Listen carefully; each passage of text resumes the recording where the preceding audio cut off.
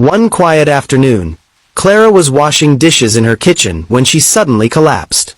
Her body hit the kitchen floor, and she didn't move. She was unconscious. The house was silent. Her children were away. Her phone sat on the table, 3 feet from her fingers and a million miles out of reach.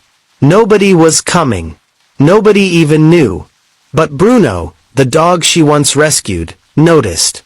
And what he did next was unthinkable. But to understand what Bruno did, and why he did it, we need to go back 6 years. Back to a dusty roadside where a small, trembling, dying dog lay against a concrete wall, while the whole world walked past him without a second glance. All except one woman. Clara was 64 then. Walking back from the market. A small bag of tomatoes in one hand. Her children had grown and left. Her husband had been gone for 6 years. The house she returned to every evening was clean, quiet, and hollow. She wasn't looking for anything that morning. But something was about to find her. He was barely visible at the base of that concrete wall. So small.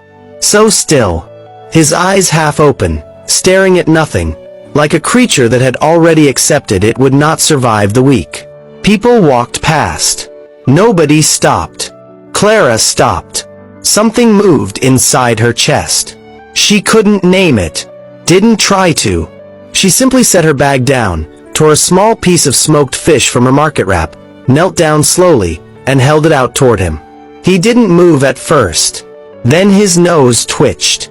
Then, with the very last strength left in that tiny broken body, he lifted his head and took the food from her fingers. So gently. So carefully. Like he was afraid she might change her mind. Clara felt her throat tighten without warning. "Okay," she whispered. "Come then." She lifted him with both arms, pressed him against her chest, and walked home. She named him Bruno. She thought she was saving him. She had absolutely no idea he was already preparing to save her back. Bruno grew in ways Clara never expected. Not just bigger, but sharper, more aware, more tuned to her than any living thing she had ever known. Within weeks the trembling stopped. The matted fur came clean. He ate twice a day and slept beside her bed on a folded blanket, close enough that she could hear him breathing in the dark. He followed her from room to room like a quiet, faithful shadow. He knew when she hadn't slept. He knew when she hadn't eaten. He knew her footsteps so well he was already standing at the door 40 seconds before she reached it. 6 years passed. Clara turned 70. Bruno grew into a large, calm, deeply intelligent animal who understood one thing above everything else. This woman was his whole world.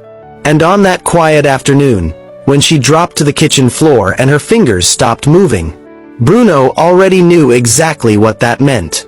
And what he did next is something nobody in that neighborhood will ever forget for the rest of their lives.